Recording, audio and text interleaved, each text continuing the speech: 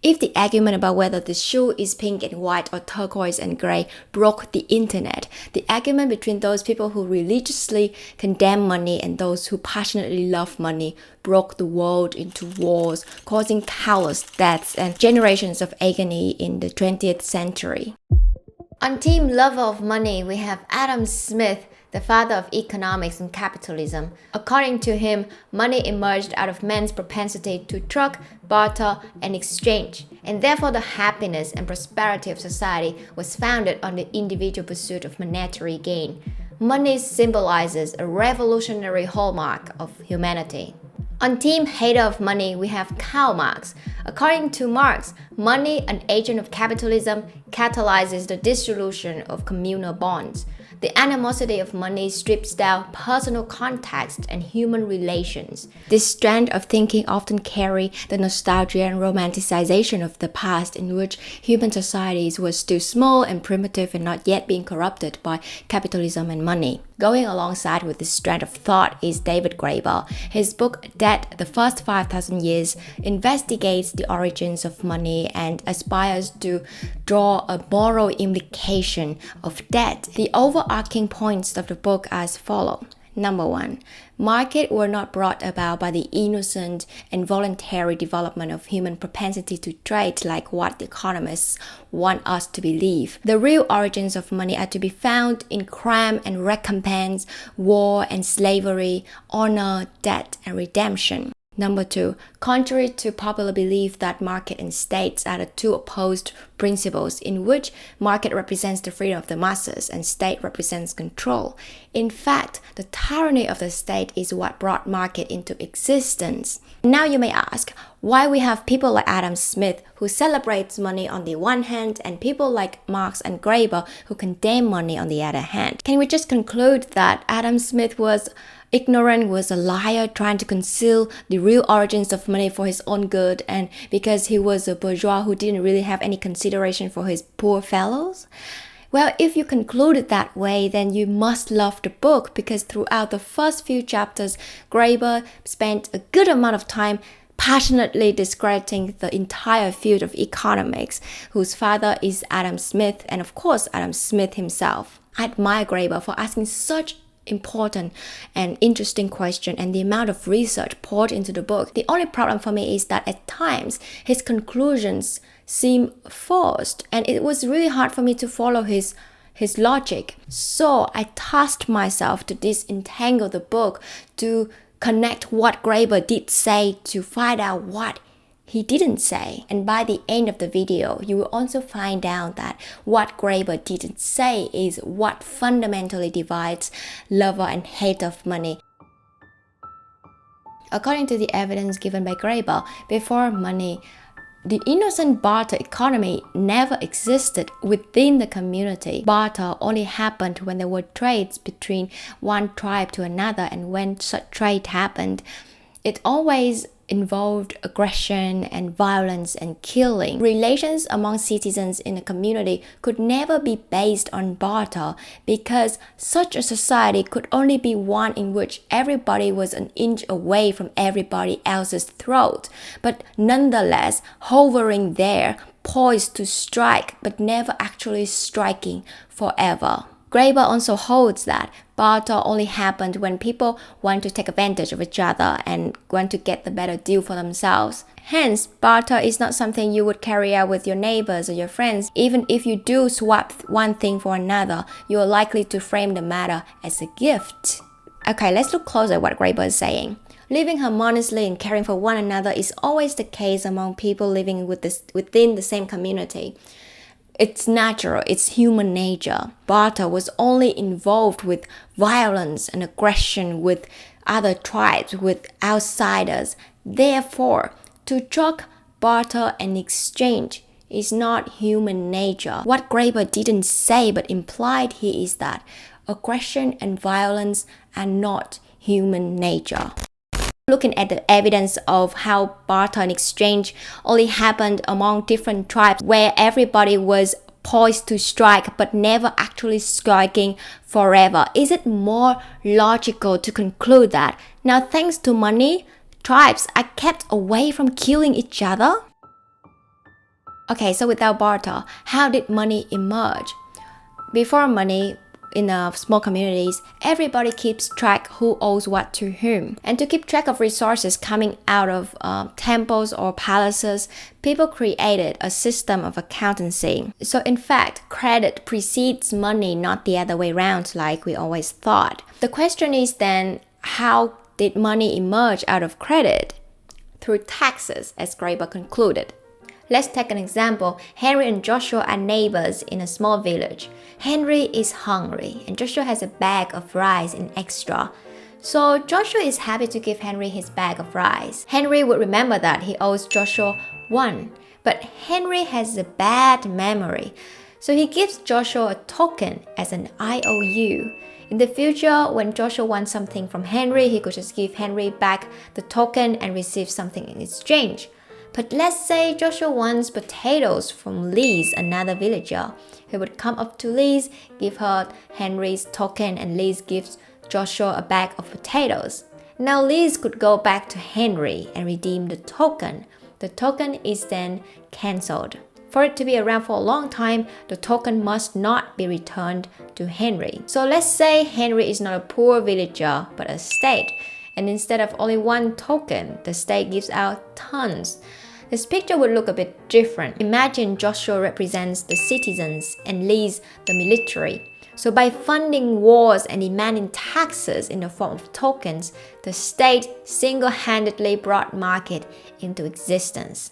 Then Graeber asked the question, why should we pay taxes to the state to begin with? One possibility is a theory called Primordial debt theory, which states that primitive human societies have the notion that we are indebted to the cosmos, to gods, and kings or later on states are representative of that omnipotent being. So people just naturally did the transition from paying back to the cosmos or to gods through religious practices to paying back to the state. However, Graeber also said, but this also doesn't make sense because let's say you are indebted to your parents. Does it really make sense to think this is a debt? After all, a debt is by definition something we could at least imagine paying back. It is strange enough to wish to be square with one's parents. It rather implies that one does not wish to think of them as parents anymore. Would we really want to be square with all humanity? What would that even mean? And because Graeber couldn't see how this makes sense, so he concluded that the primordial debt theorists are clearly inventing a myth because the primordial debt theory couldn't explain how people should naturally pay taxes to the state. Taxes must be an oppression tool. Taxes created money and market.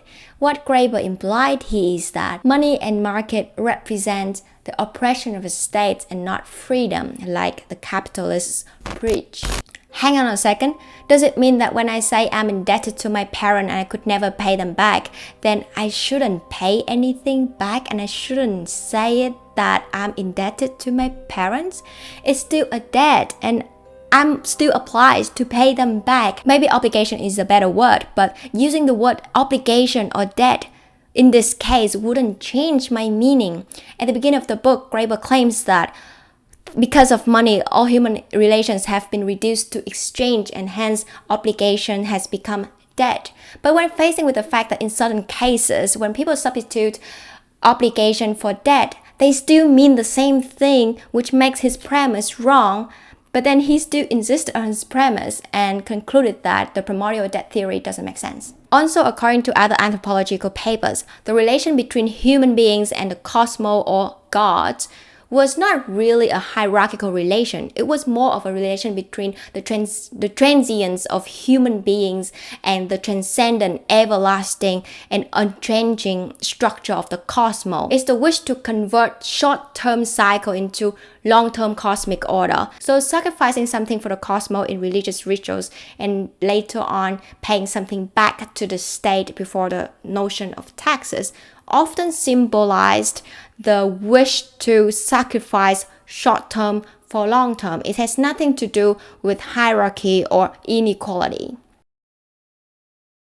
According to Graeber, there are three possible economic relations: communism, exchange, and hierarchy. Communism is the economic relation which is innocent and altruistic and caring because everybody who is involved in such relation is equal. For example, when I tell you to pass me the salt, you would just pass me the salt without asking, what do I get for it? It's the principle from each according to their abilities to each according to their needs. Exchange relation is cold and calculative. You give me the coffee, I give you $5. I walk out and we are strangers again. Hierarchy relation is based on unequal standing, formalities, and hence oppression. David Graeber claims that communism is the foundation of human sociability. Now, because of money, everything is looked through the lens of only exchange relation. So the altruistic communism has been reduced to the cold and calculative exchange relation, and then the exchange relation in turn has legitimized all the immoral behaviors from the hierarchy relation. What Graeber implies here is that money has the tremendous power to corrupt morality. Human beings are corrupt not because of our nature, but because of money. There's a difference between me telling you to pass me the salt and me telling you to pass me all the rice you have harvested from a year of your labor.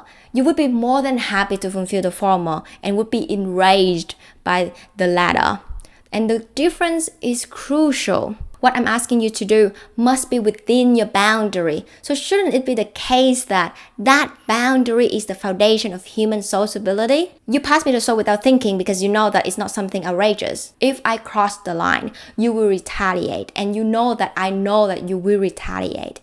So shouldn't the foundation of human sociability be exchange rather than communism? Well, if you say that primitive human didn't have a notion of retaliation, they were super nice, they would just pass all the rice and the salt, probably those primitive human did exist, but they would have been long dead in natural selection.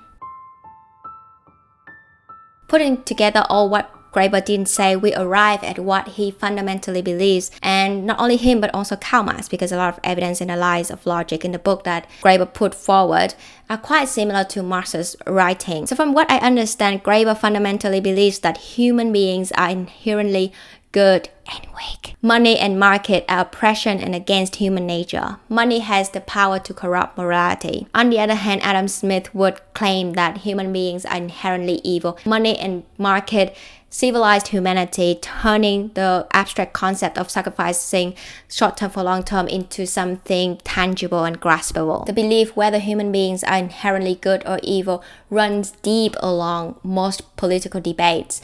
And by laying them out here, we can clearly see that both views are seriously flawed. And the most balanced view should be that human beings are both good and evil.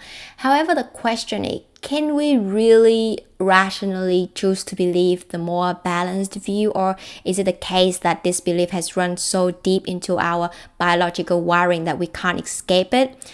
I had a really hard time going through this book because the lines of logic were so intuitively obscure to me personally.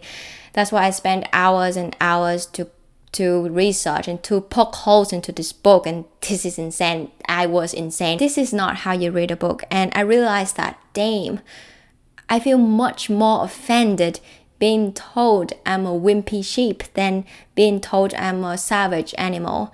And my belief at the core of my being perhaps is that human beings are inherently evil. Now it's your turn to question yourself.